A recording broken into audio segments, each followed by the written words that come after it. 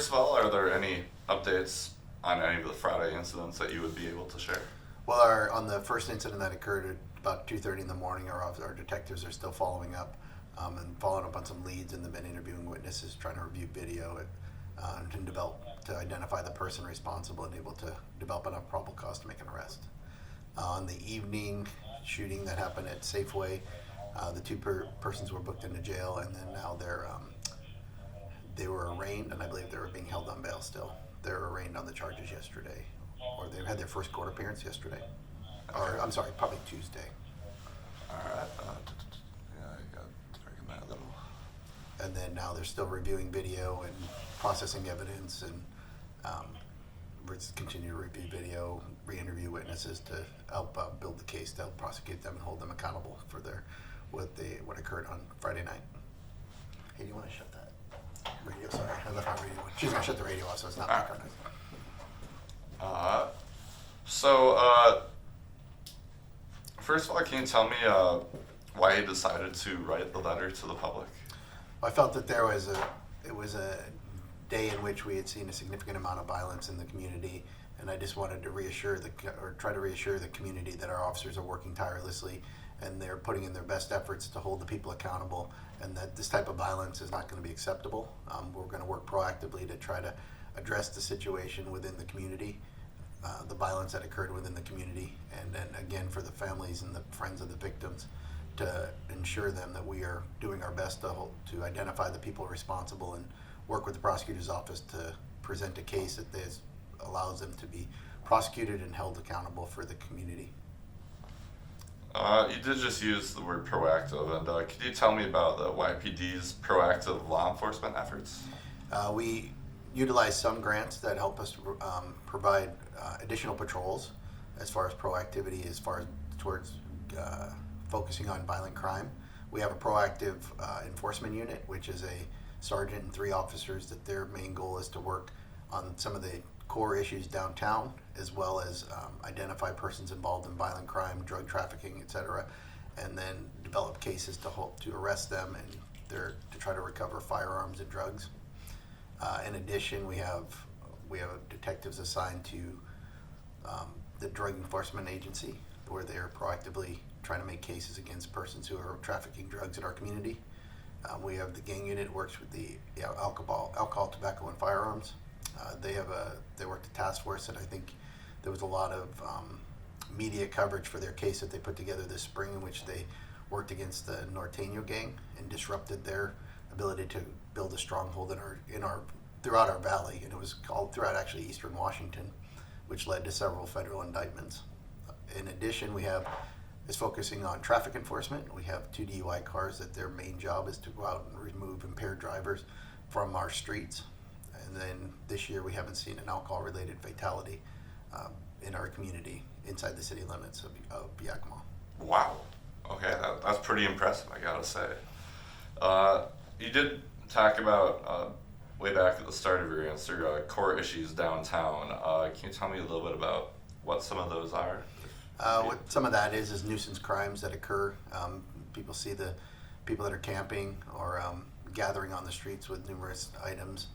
They're working with Clean Cities to help identify the persons, work with our local stakeholders to help provide outreach and resources to them, and to those that are unhoused in our community. They're trying to get them into the resources and get them into a better life, rather than living on the streets. And a lot of that has to do with mental health and drug trafficking. So the proactive enforcement unit works to identify the persons that are distributing the drugs, rather than and try to get help for the users, the people that are using the drugs in our community, to get them on the right path to recovery. You also, in your letter, you wrote about partnering with stakeholders. How can that help? Well, we can't arrest our way out of this situation. And we need the community's help to identify and be witnesses and communicate and cooperate with the police department. But like I said, we work with the numerous law enforcement agencies in the valley, as well as the federal partners, the ATF, the FBI, Marshal Service, and then the nonprofit and the drug and alcohol counseling in the community. We're actually partnering with Merit Resources on our DUI grant, where we hand out the Recovery Navigator program, which is persons who are, it helps them get into treatment. We're offering that service at the time of arrest to the individual arresting for driving under the influence.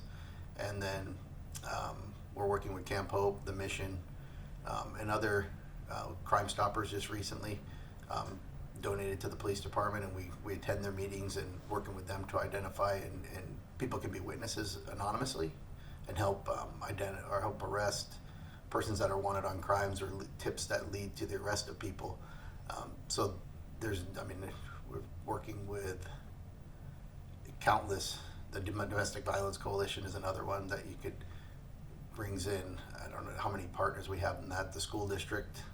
So everybody, I think it's a community effort to try to reduce crime, and the police department will do its role, but we need the help of everyone in the community, because like I said, a lot of the drug and alcohol problems and mental health is not something we're equipped to handle. We can take the enforcement, but we need the help of the partners that can address those issues and help the persons that are experiencing either homelessness, drug and alcohol, or mental health issues. This year in Yakima County, there's been 24 homicides and 14 within Yakima city limits. Have you learned anything from any of those that might help prevent crimes like these in the future? Well, I think it's we try to identify what the root causes are. I know we've been working with a focused deterrence model. Our gang unit identified that there were 3 or 4 people involved in probably 60% of our shootings last year. So it's focusing on and arresting in the persons that are highly responsible, most likely to be a suspect victim, and then focusing our enforcement efforts on them. There's the WAY program here in town that helps work with youths or young adults that are involved in gang activities and try to get them refocused on life and get away out of the gang lifestyle. So I think those are the kind of things that we're focusing on. And then unfortunately the problem with a lot of homicides are they're random and unpredictable at sometimes.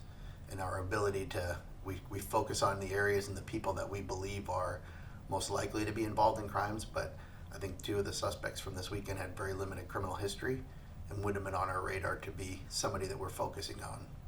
So. All right, and then your letter, while it was powerful, I saw that it was only 3 paragraphs. Is there anything more that you would like to say to it, or anything more that you would like to say to the public? I think that like I said in the press release that we put out, we are committed at the police department. We have a lot of great young men and women that work at our police department, and they really care about the community, and they're dedicated to making this a safer community. And we want to partner with the entire stakeholders, local law enforcement, and other partners that could help us reduce the crime and make this a better place to live, work, and visit. All right, well, thank you very much.